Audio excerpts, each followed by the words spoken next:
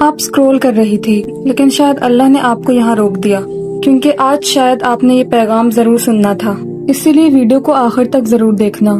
اگر تمہیں لگتا ہے کہ تم اس دنیا کے شور میں بالکل اکیلی ہو اور کوئی تمہاری تکلیف، تمہاری خاموشی اور تمہارے بہتے ہوئے آنسوؤں کو نہیں سمجھ سکتا تو ٹھہر جاؤ اور اپنے دل پر ہاتھ رکھ کر ایک بار سوچو، جس رب نے تمہیں بنایا ہے کیا وہ تمہارے حال سے بے خبر ہو سکتا ہے؟ رات کے اندھیرے میں تمہارا ہر ایک آنسو اس کی بارگاہ میں شمار ہو چکا ہے۔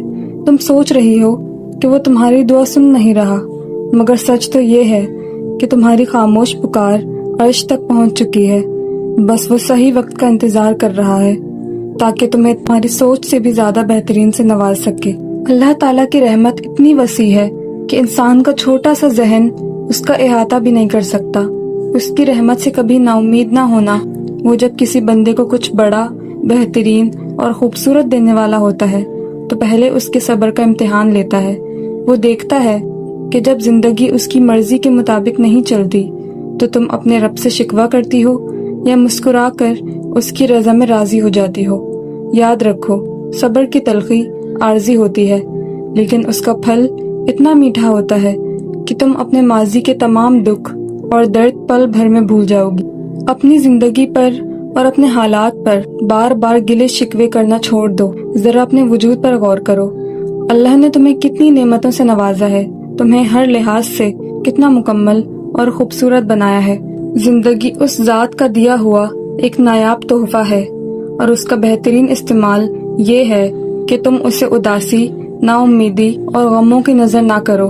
اپنی روح کو دنیاوی فکروں کے بوجھ سے آزاد کرو اور اسے اپنے رب کے ذکر کی دوا دو۔ جب تم اپنی زبان کو ذکر الہی سے تر رکھو گی تو دیکھنا تمہاری شخصیت، تمہارا چہرہ اور تمہاری زندگی دن بہ دن ایک انوکھے سکون اور نور سے بھرتی جائے گی۔ ایک بات ہمیشہ اپنے دل پر نقش کر لو، جو خوشی، جو نعمت اور جو شخص تمہارے نصیب میں لکھ دیا گیا ہے وہ دنیا کی کوئی طاقت، کوئی انسان اور کوئی منفی حالات تم سے نہیں چھین سکتے۔ وہ تم تک پہنچ کر ہی رہے گا، چاہے اس کے لیے راستے کی تمام بندشیں ہی کیوں نہ ٹوٹ جائیں۔ تمہیں بس اس کے بہترین فیصلے پر کامل یقین رکھنا ہے۔ آج کی دنیا میں دل کی بے چینی اور ڈپریشن کی سب سے بڑی وجہ اپنے خالق سے دوری ہے۔